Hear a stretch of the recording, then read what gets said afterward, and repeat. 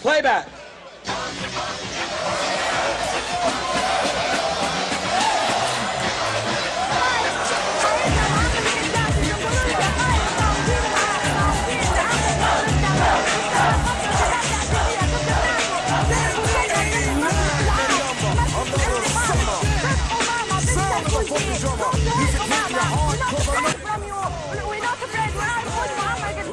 This is the Libyan people, not you.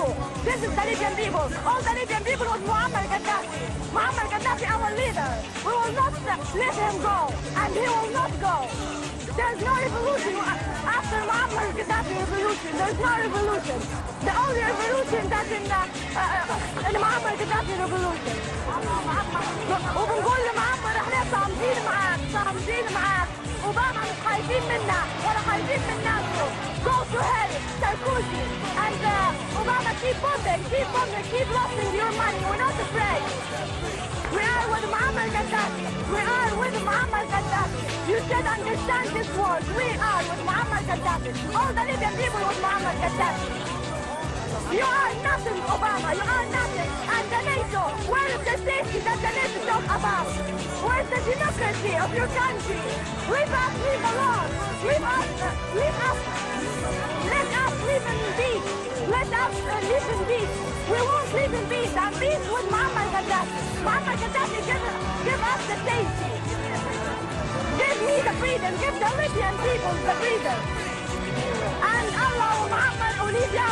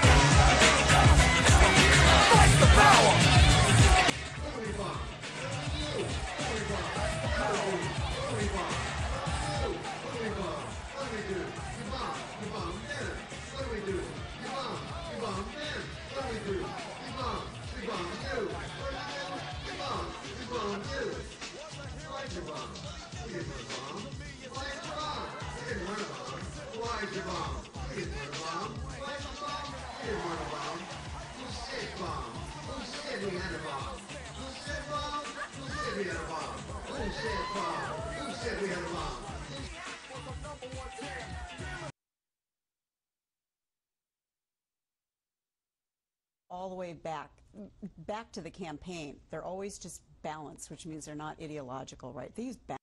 What are you using this moment, this great moment for? Speech was interesting because the president was advocating proposal. Maybe this will be the way. War, right? This is where leading from behind gets you.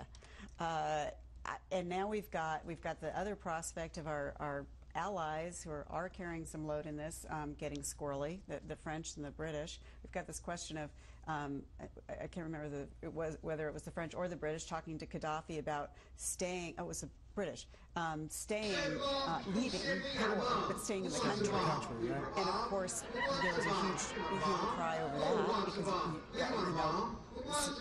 anybody who cares about human rights and liberties and so forth, you can't imagine setting up Gaddafi in a cushy situation in Libya.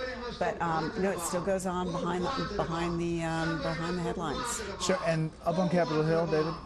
Crickets.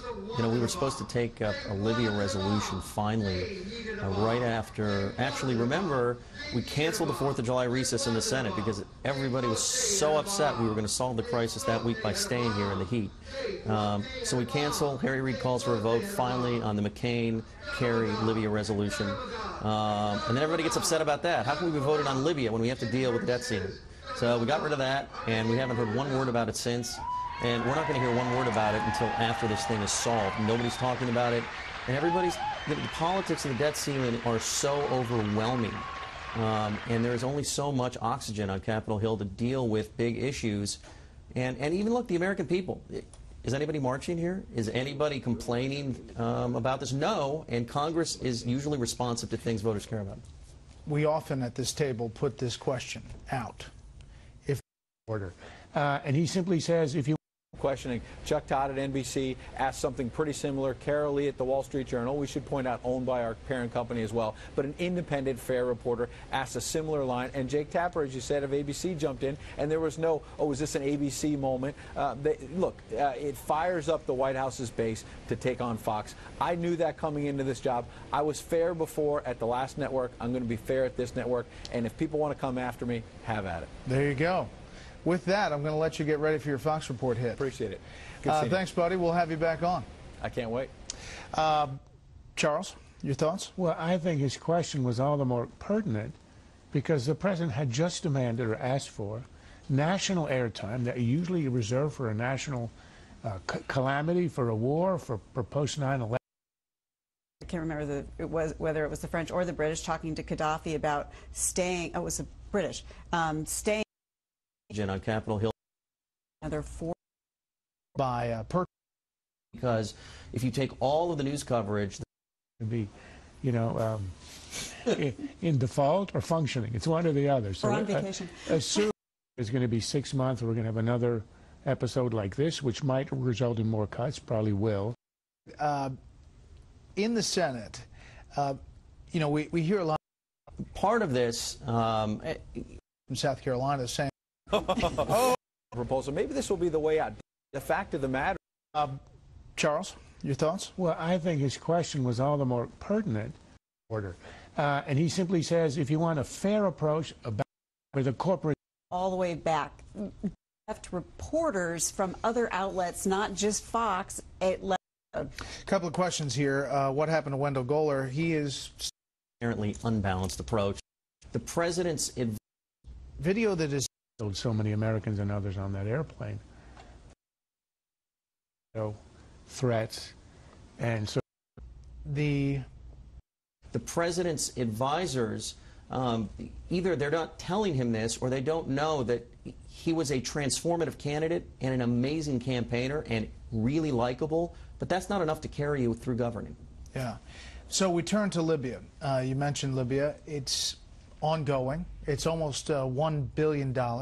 And now there's video of the Lockerbie bomber rallying with Muammar Gaddafi. And it is video that is out there. And, of course, the Lockerbie bomber was let go from the UK on a health waiver, if you will, saying he was going to die of cancer. He looks not great, but he's alive, Charles, and it's almost in your face. It's very in your face because it's beyond the fact that we're there for as long as we're there.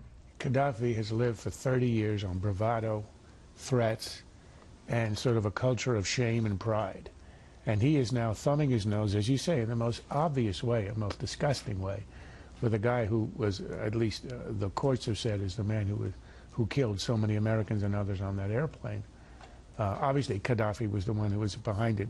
Those things don't happen independently in a country like Libya. But nonetheless, it was a way to say, I'm here, you got all your bombers, you got the greatest military alliance in the world, you're completely impotent, I'm holding on to half of my country, and you aren't doing anything. And for the United States, which decided to essentially launch this, it was the impetus behind it. And then Obama led from behind, as his own administration officials have said. It is, I think it's a failure and it's an embarrassment. And the other thing is, for the other countries in the Arab Spring, all those who were supposed to be encouraged by, the West finally stepping in and doing something about a dictator who slaughters innocents, it is deeply depressing and indeed humiliating. Yeah, obviously people aren't talking a lot about it, Nina, because we have an economic situation here. Maybe it's over. Obama, I heard him say this was going to take days or weeks, right? When we launched this isn't going to be like a long war, right? This is where leading from behind gets you. And now we've got the other prospect of our allies who are carrying some load in this, getting squirrely, the French and the British. We've got this question of, I can't remember whether it was the French or the British talking to Gaddafi about staying, oh, it was the British, leaving power, but staying in the country. In the country, right. And of course, there was a huge hue and cry over that because anybody who cares about human rights and liberties and so forth, you can't imagine, like, setting up Gaddafi in a cushy situation in Libya. But no, it still goes on behind the headlines. So, and up on Capitol Hill, David? Crickets. We were supposed to take up a Libya resolution finally right after. Actually, remember, we canceled the 4th of July recess in the Senate because everybody was so upset we were going to solve the crisis that week by staying here in the heat. So we cancel. Harry Reid calls for a vote finally on the McCain